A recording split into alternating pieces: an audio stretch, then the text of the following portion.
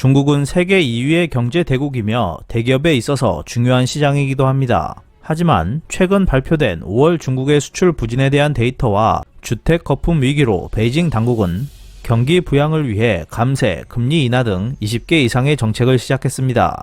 중국은 부동산 거품 위기에 빠졌고 최근 수출 부진의 타격을 받고 있습니다. 중국인민은행은 지난 6월 14일 단기 정책금리 인하와 감세, 금리 인하, 특정 산업 재정 지원 등 22개 항목의 지원책을 잇따라 발표했습니다. 또한 경기 부양을 위해 조만간 보다 적극적인 금융 완화를 추진할 것으로 예상되고 있습니다.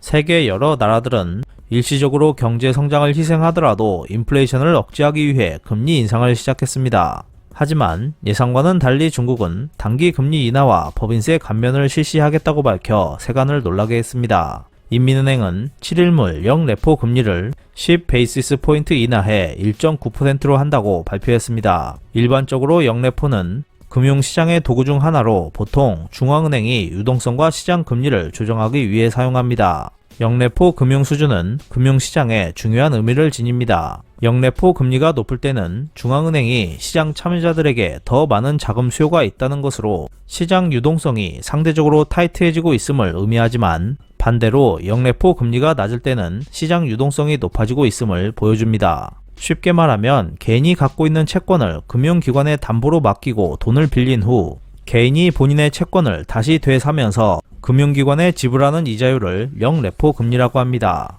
영국 파이낸셜 타임즈는 최근 중국 정부의 정책에 따라 신용대출 증가율이 둔화되고 감염증 사태 이후 중국 경제 회복이 속도를 내고 있음을 부각하고 있으며 앞으로 한층 더 금융 완화와 재정 부양책이 나올 것이라고 보도했습니다. 골드만삭스도 중국이 앞으로 며칠 안에 인민은행이 시중에 자금을 빌려줄 때 적용하는 중기 유동성 지원 창구 대출 금리와 우대 대출 금리 인하를 포함한 추가 금융 완화 방안을 발표할 것으로 전망했습니다. 중국 경제가 침체된 가장 큰 원인은 부동산에 있습니다. 부동산 업체들의 디폴트 바람이 몰아친 뒤 중국의 부동산 시장은 심각한 타격을 입었습니다. 최근 들어 중국 정부는 5월 신용대출 증가율 데이터를 공개했지만 분석가들의 예상을 크게 밑돌고 있어 부동산 시장 침체가 소비자들의 신용에 걸림돌이 되고 있다고 분석했습니다.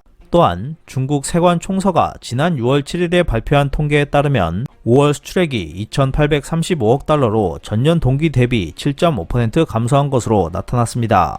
중국 신용평가사 둥팡진청이 발표한 보고서에 따르면 4월 수출이 증가한 것은 지난해 같은 기간 낮은 수준이었던 데 따른 것으로 5월에는 해외 수요가 위축되는 모습이었습니다. 4월과 5월 구매 관리자 지수와 신규 수출 수주 지수는 계속 축소되고 있습니다. 이는 중국 내수가 침체되면서 수출이 다시 타격을 받고 있다는 의미로 해석할 수 있습니다. 인민은행은 단기 금리 인하는 은행 시스템의 합리적이고 충분한 유동성을 유지하기 위한 것이라고 말했습니다. 대만 싱크탱크 대만경제연구원은 중국의 수출과 부동산 시장, 청년 실업률, 신규 은행 대출, 물가 데이터 등이 예상만큼 양호하지 않아 중국의 경기 회복이 여전히 불균형한 상태이고 대만 제조업에도 영향을 미칠 것이라고 지적했습니다.